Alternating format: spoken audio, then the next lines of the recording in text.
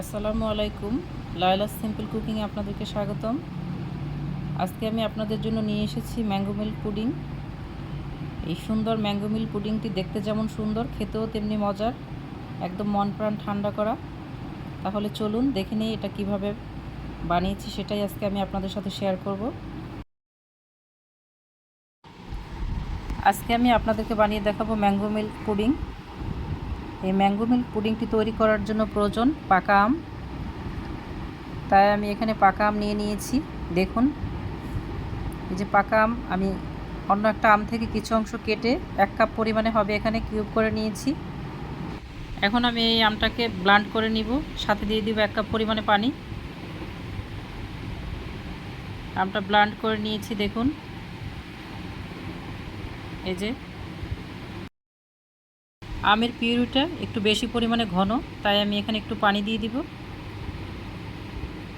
একটু পানি দিয়ে দিচ্ছি। দেখুন, তারপর আমি ভালোভাবে এটাকে একটু মিক্স করে নিব। ভালোভাবে মিক্স করে নিচ্ছি। এখন আমি যে পাত্রের মধ্যে আমটাকে জাল করব, ওখানে একটা ছাঁকনি দিয়ে আমটাকে একটু ছেঁকে নিচ্ছি।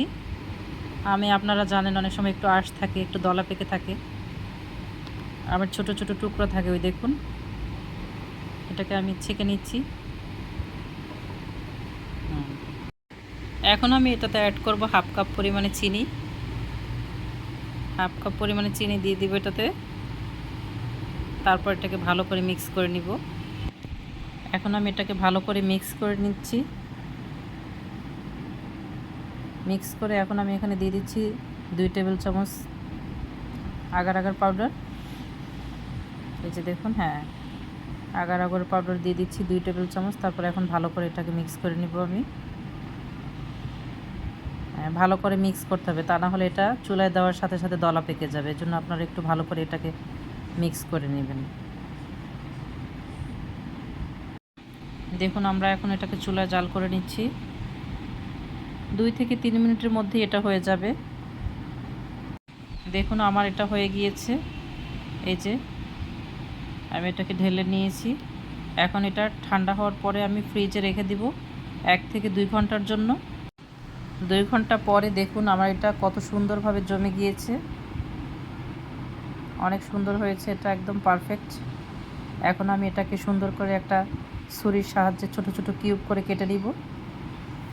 ছোট ছোট কিউব করে কাটবেন, তাহলে দেখতে ভালো লাগে। হ্যাঁ, আমি এভাবে সুন্দর করে স্কোয়ার করে করে ছোট ছোট কিউব করে কেটে নিচ্ছি এটা। এই যে দেখুন কত সুন্দর হয়ে উঠে আসছে এটা। জেলোটা একদম পারফেক্ট হয়েছে, দেখতেও অনেক সুন্দর লাগছে। আশা করি আপনারা এভাবে করবেন, তাহলে দেখবেন একদম পারফেক্টভাবে সুন্দরভাবে। দেখুন কত সুন্দর লাগছে। এখন আমি চলে যাব দ্বিতীয় ধাপে। দেখুন, আমি এখানে 2 কাপ পরিমাণে দুধ নিয়ে নিয়েছি। এখন আমি এখানে 1/2 কাপ পরিমাণে চিনি দিয়ে দিব, আর দিয়ে দিব 2 টেবিল চামচ আগার আগার পাউডার। এই যে 2 টেবিল চামচ আগার আগার পাউডার দিয়ে দিব। তারপর এটাকে ভালো করে মিক্স করে নিব। এখন আমি দুধটাকে চুলায় একটা পাত্রে ভালোভাবে জাল করে নিব। ভালোভাবে জাল করে নেবেন। 2 থেকে 3 মিনিটের মধ্যেই হয়ে যাবে এটা। দেখুন আমার বলক এসেছে এটা। এই যে একটু ঘন ঘন লাগছে। এই যে 2 থেকে 3 মিনিটের মধ্যে একদম পারফেক্টভাবে এটা ঘন হয়ে আসবে।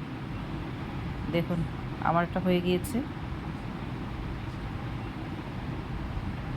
এই যে এখন আমি একটা পাত্রে এটাকে ঢেলে নিব। দুধটাকে আমি একটা পাত্রে ঢেলে নিয়েছি। এখন আমার ওই কিউব করা যে জেলোটা ছিল আমি বানিয়েছিলাম, ওটা এটার ভিতরে দিয়ে দিয়েছি। এখন সুন্দর করে নেড়েচেড়ে এটাকে রেস্টে রেখে দিব 2 ঘন্টার জন্য ফ্রিজে। একটু ঠান্ডা হওয়ার পর তারপর আপনার ফ্রিজে রাখবেন এটাকে। 2 থেকে 3 ঘন্টা রাখলেই এনাফ। চলে আসলাম 2 ঘন্টা পর। দেখুন এটা কত সুন্দরভাবে জমে গিয়েছে। অনেক সুন্দর লাগছে দেখতে এটাকে। এই যে দেখুন অনেক সুন্দর হয়েছে। এখন আমরা এটাকে একটা পাত্রের মধ্যে ঢেলে নিব। অনেক সাবধানতার সাথে এটাকে ঢালতে হবে। এই যে দেখুন কি সুন্দরভাবে উঠে এসেছে এটা। এই যে দেখুন অনেক সুন্দর লাগছে দেখতে এটাকে।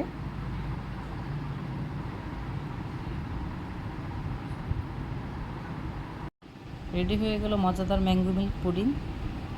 দেখুন এটা কতটা পারফেক্ট এবং সফট হয়েছে। আমি আপনাদেরকে একটু কেটে দেখাচ্ছি। আশা করি আপনাদের এটা ভালো লাগবে। যদি আমার ভিডিওটি আপনাদের ভালো লেগে থাকে তাহলে অবশ্যই আমাকে একটা লাইক দিয়ে যাবেন এবং আমার চ্যানেলটি সাবস্ক্রাইব করে আমার পাশে থাকবেন। আপনারা এটা বাসায় বানিয়ে খাবেন, আশা করি ভালো লাগবে।